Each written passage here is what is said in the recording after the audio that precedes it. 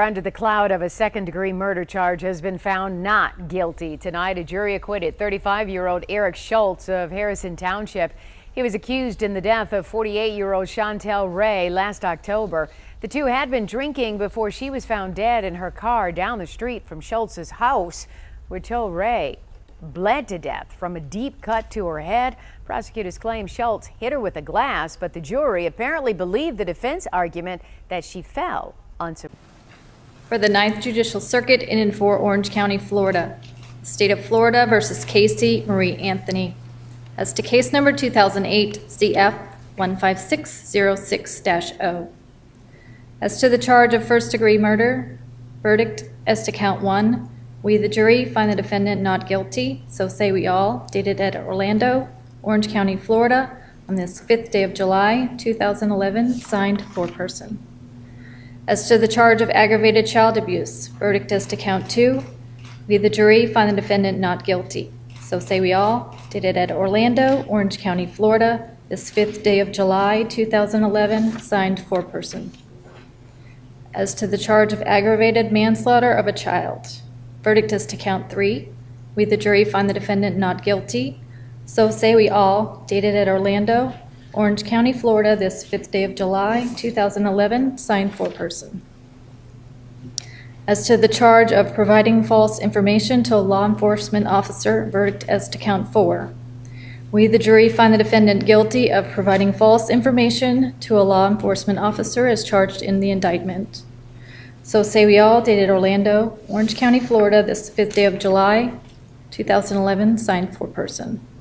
As to the charge of providing false information to a law enforcement officer, verdict as to count 5. We, the jury, find the defendant guilty of providing false information to a law enforcement officer as charged in the indictment. So say we all, dated Orlando, Orange County, Florida, this 5th day of July, 2011, signed foreperson. As to the charge of providing false information to a law enforcement officer, verdict as to count 6. We, the jury, find the defendant We, the jury, find the defendant guilty of providing false information to a law enforcement officer as charged in the indictment.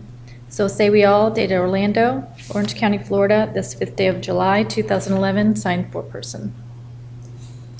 As to the charge of providing false information to a law enforcement officer, verdict is to count 7. We, the jury, find the defendant guilty of providing false information to a law enforcement officer as charged. We need to get right out to RTV6's Graham Hunter live at the scene. Graham, what are you hearing? What are you learning right now? Well, Matt, this is still an extremely active scene right now. Multiple Metro Police units are out here. We're standing on Cottage Avenue, which is closed right now from South State Avenue down to Asbury Street. I'm going to step out right now. We'll zoom in and give you a little bit closer look at what's happening right now. Police are still down interviewing folks, trying to figure out what happened here. I talked to a man who lives right near where this shooting happened. He tells me he was working on his car when he heard several gunshots, which at first he thought was just someone banging on something, but when he came around the corner, he saw a couple people laying in the street. Police are telling us that 3 people were shot here, 2 men and 1 woman. 1 man died here on scene, another man died at the hospital, and the woman has been taken into surgery at Eskenazi. We believe we have the people that were involved. So we recovered a weapon, and we believe we have the suspect that we need to talk to. 2 people are in custody in relation to this shooting. We're still working to learn what led to the shooting, but police tell us that they believe the shooters knew the people who were shot here. We'll stay here on scene and keep you updated with anything that we learn. Reporting live from the South Side, Graham Hunter, RTV6. RTV6's Graham Hunter is live tonight with new information. Graham, what are you learning right now?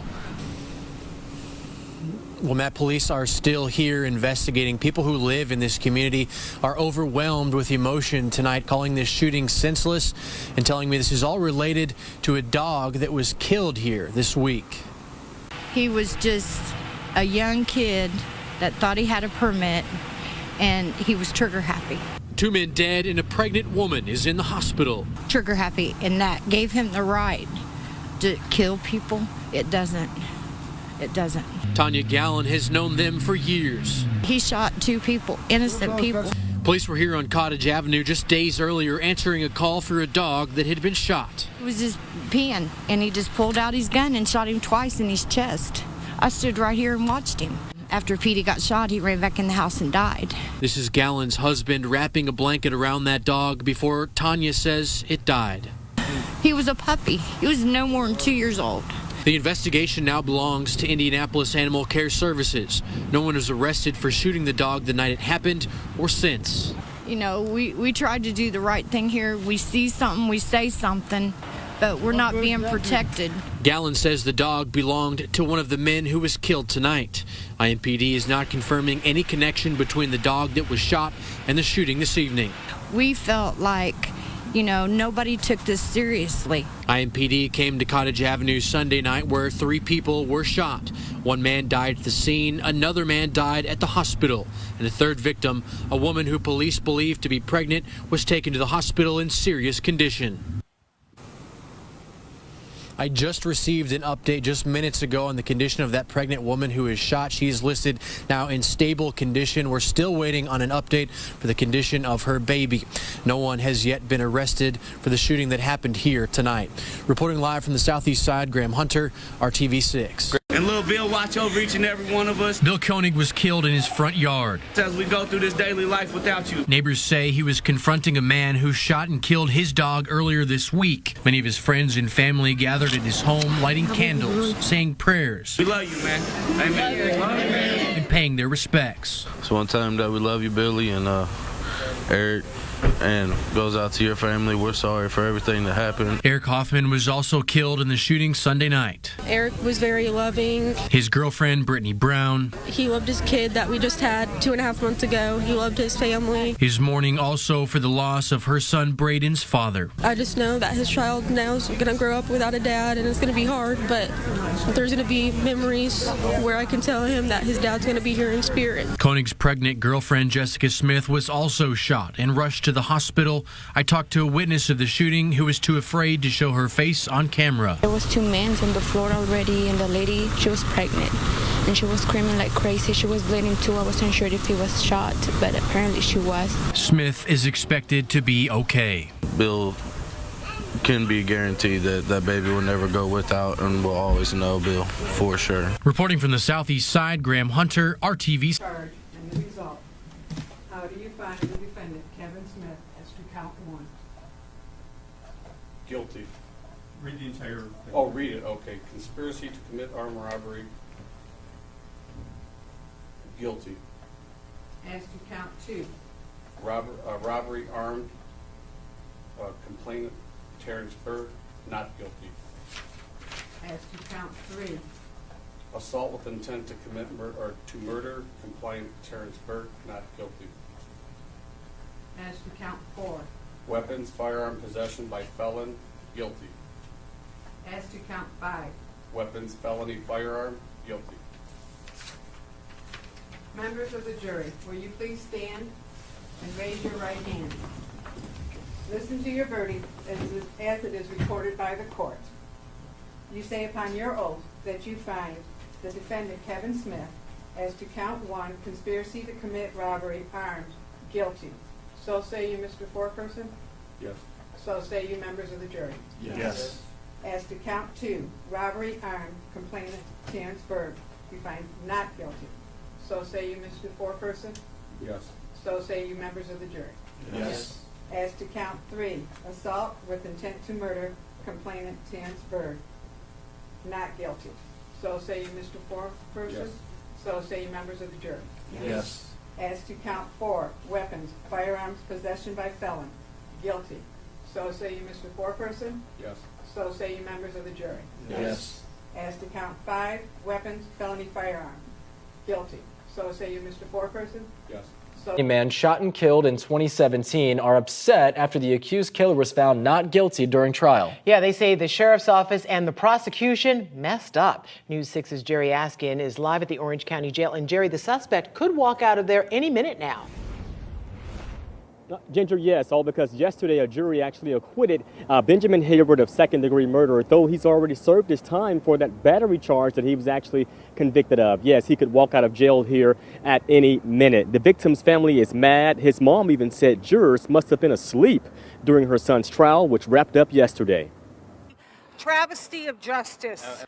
A family in disbelief, mad about how their son's case played out in court. They showed all the wounds to my son, and the jury let this guy go.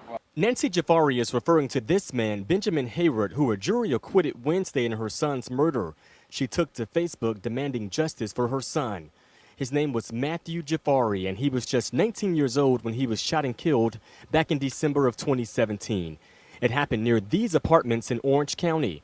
Jafari's mom said her son was a mentor, and he was doing just that when he lost his life. He took a friend to get clothes. He was mentoring a young man. Prosecutors say that man and Hayward had some prior beef, but when Jafari took the man to meet Hayward to try and squash the whole thing, a witness testified in court that this gentleman, Benjamin Hayward, not only shot my son in the back of the head after he shook his hand, but when after he made sure Matthew was dead, started to shoot at Sassman. Now, this family wants to know why the man they say killed their only child, their son, could walk away as a free man.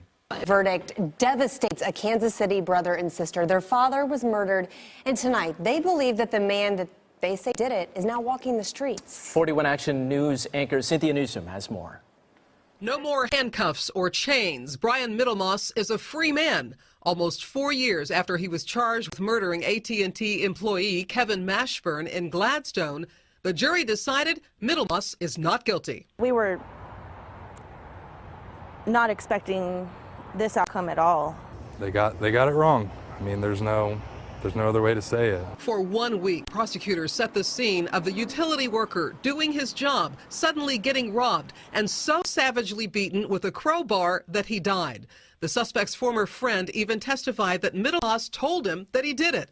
The victim's children were sure the jury would send Middlemoss to jail. Instead, the jury set him free. They call it circumstantial evidence or whatever. I mean, I get that you might want that hardcore piece of DNA or whatever, a witness. He loved everybody, and he was a hard worker, and this world that came upon him that night, he had never come across it before. Mashburn's children said the not guilty verdict will never convince them that Middlemoss is innocent. We know what we know, and we feel the verdict was wrong, but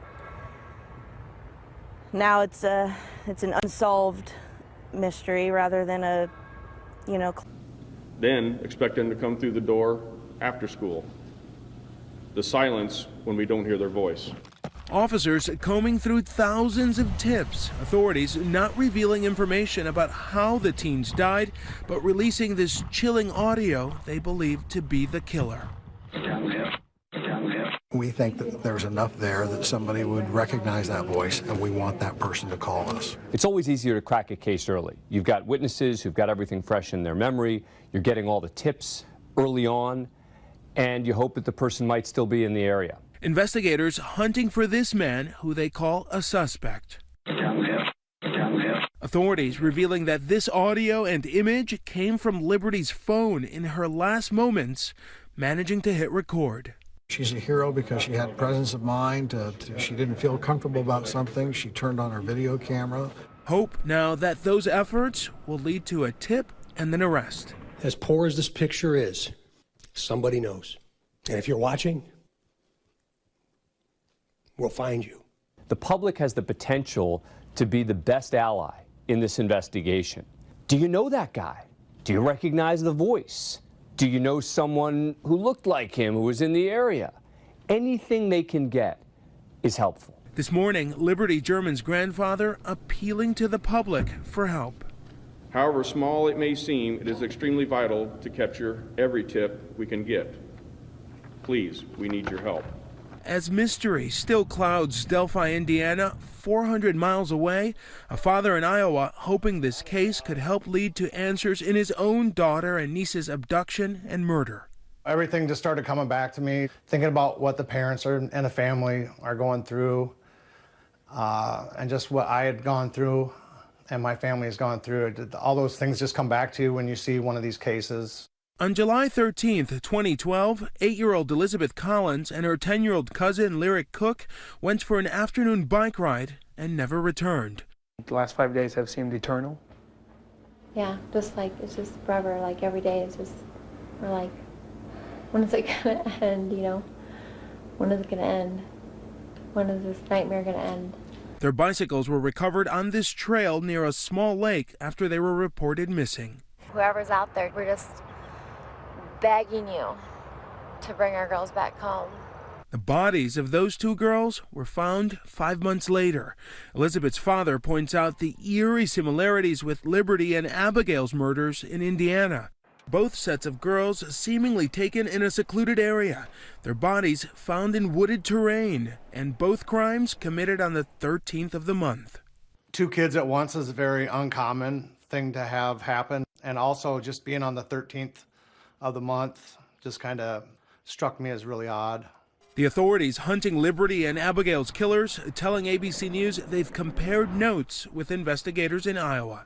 At this point, we're not comfortable saying yes, there is a connection, or no, there's not. We just don't have enough information. On the surface, these cases have similarities. You have underage kids on trails, remote areas of 2 different states, killed during daylight hours. But once you get beyond that, the cases really aren't similar. You have an abduction in the one in Iowa, and you also have a number of states in between these 2 crime scenes. And so the idea that it's the same guy, I think, is not likely. Still, as communities grieve in 2 separate states, the families holding on to hope for answers. One of the biggest advantages of talking about this Iowa case now publicly is that when cases get publicized, people do come forward.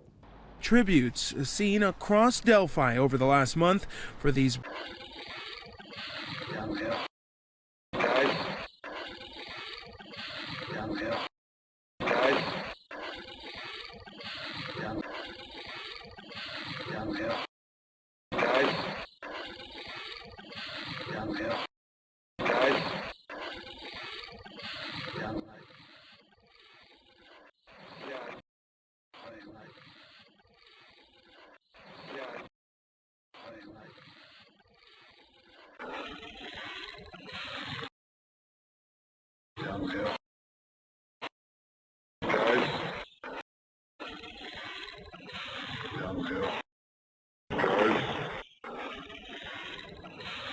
The best gift that you can offer is to call if you recognize that face or that voice and give Delphi's daughters 1 minute.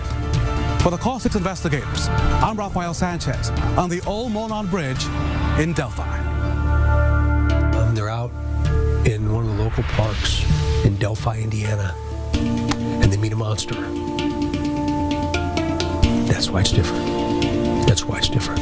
I believe Abigail made our world a better place. Libby was a person that made it a point to make people feel good. This evil may have struck us, right here in the heart of Indiana and right in our home. There's a lot of good people out there. Every day we wake up and we pray that today is the day.